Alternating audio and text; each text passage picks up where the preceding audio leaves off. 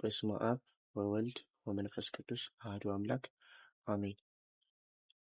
ዛሬ በሌላ ቪዲዮ ተመልሰናል። ቪዲዮ ከተመቻችሁ ሰብስክራይብ፣ ላይክ እያደረጋችሁ የቻናላችን ቤተሰብ መሆን ትችላላችሁ። ወደ ቪዲዮ። የቅድስት ሥላሴ ትምህርት አጭር ማብራሪያ። የሥላሴን ትምህርት ለመረዳት አስቀድመን ልናስተውላቸው የሚገቡ ሁለት መሰረታዊ ነገሮች አሉ። የመጀመሪያው ስለ ሥላሴ ስናወራ ስለ አምላክ እንጂ ስለ ሰው አይደለምና ከሰው አንጻር ልንመዝነው አይገባም። ለምሳሌ ይህንን ድምጽ የምትሰማው ወንድሜ አንተ አንድ ሰዋዊ የሆነ ባህሪ ያለህ፣ እንዲሁ ደግሞ አካልህም አንድ ነው። ሰው እንደመሆነ አንተ አንድ ባህሪ ኖሮ አንድ አካል ስላለ እንደ የግድ እግዚአብሔርም እንዳንተው አንድ ባህሪ ኖሮት አንድ አካል ሊኖረው ይገባል ብለህ ልትወስንለት አትችልም ነው። ስለዚህም ከሰዎች የሚጠበቀው እግዚአብሔር ራሱን በገለጠበት መልኩ አሜን ብሎ መቀበል ብቻ ይሆናል። መሰረቱ እግዚአብሔር ራሱን በምን መልኩ ገለጠ የሚለው ነውና እርሱ ላይ ማተኮር ይገባል ነው። ሁለተኛው መሰረታዊ ነገር ደግሞ ስለ አካልና ስለ ባህሪ ምንነት ማወቅ ነው። አካል ምንድነው? ባህሪስ ምንድነው?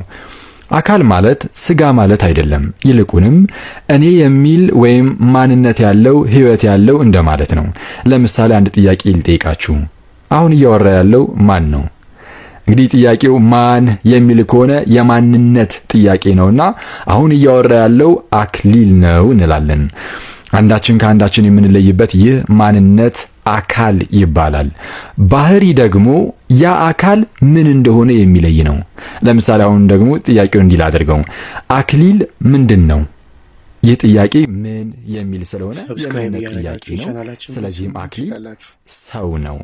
ይህ ምንነት ባህሪ ይባላል።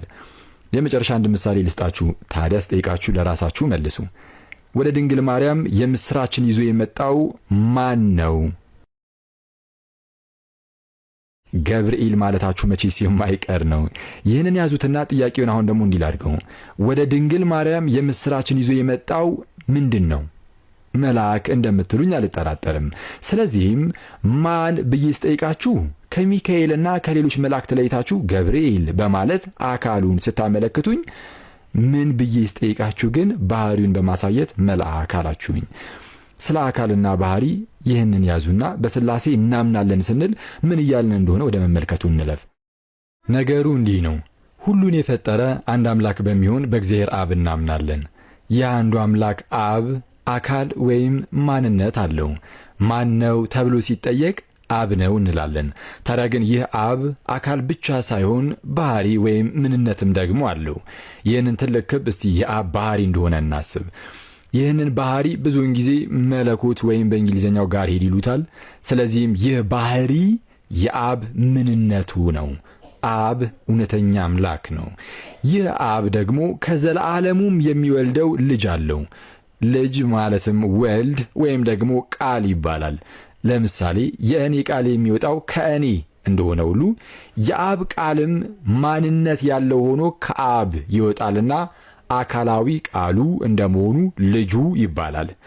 ያወጣጡ ወይም ውልደቱ ደግሞ ከዘላለሙም ከአብ ጋር ባለመቀዳደም ነውና ዓለም ሳይፈጠር ከአብ ጋር በነበረ አንድ የአብ ልጅ በሚሆን በወልድ እናምናለን እንላለን።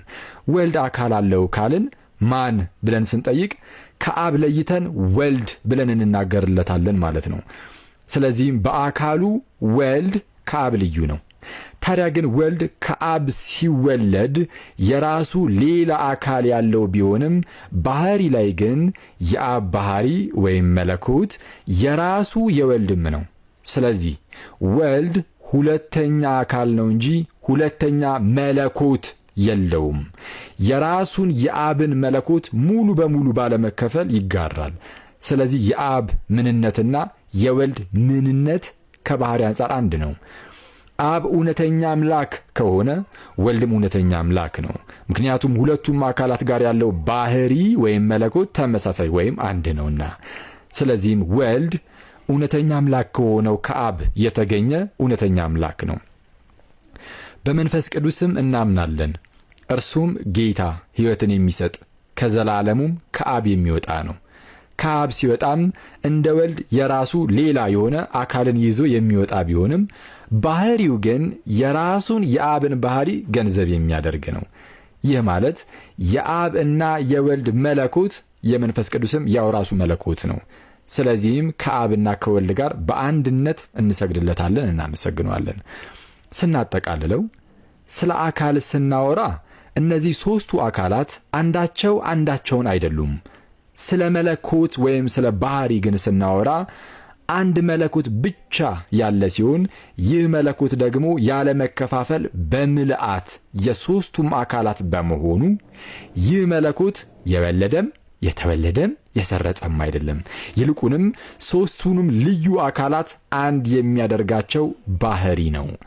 እነዚህ ሦስቱም አካላት አምላክ አምላክ አምላክ ተብለው መጠራታቸውም ከዚሁ በሦስቱም ከሚኖረው አንዱ ባህሪ የተነሳ ነውና ሦስት አማልክት ሳይሆን አንድ አምላክ እንዳለ ደግሞ እንመሰክራለን።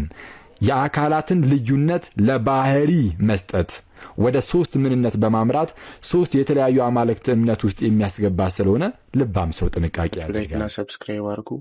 በቀጣይ ሌላ ቪዲዮ ይዘን እስክንመጣ ድረስ የመንፈስ ቅዱስ ኅብረት ከሁላችን ጋር ይቆየን።